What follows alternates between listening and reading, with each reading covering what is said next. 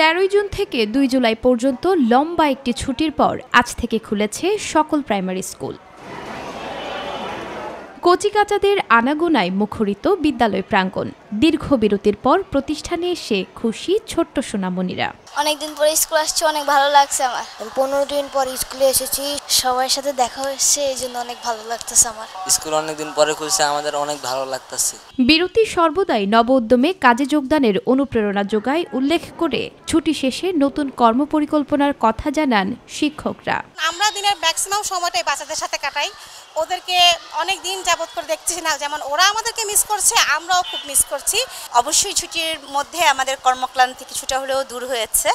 তো আমরা এখন যে নতুন যে কর্মপরিকল্পনা আছে, আমাদের সামনে আছে মূল্যায়ন, শিশু থেকে ক্লাস 3 পর্যন্ত ধারাবাহিক মূল্যায়ন এবং ক্লাস 4-5-এর দ্বিতীয় প্রান্তিক। তো আমরা সেগুলোর জন্য এখন প্রস্তুতি নিব যথাসম্ভব, এবং যতটুকু আমাদের শিক্ষণ ঘাটতি আছে আমরা দূর করার চেষ্টা করব। ছুটির ফলে পড়াশোনা থেকে যে বিরতি তৈরি হয়েছিল তার রেশ কাটিয়ে নতুনভাবে এবং নতুন উদ্যমে এগিয়ে যাবে ছোট্ট সোনামণিরা, আর এমনটাই প্রত্যাশা সকলের। নুসরাত শারমিন, মাই টিভি, ঢাকা।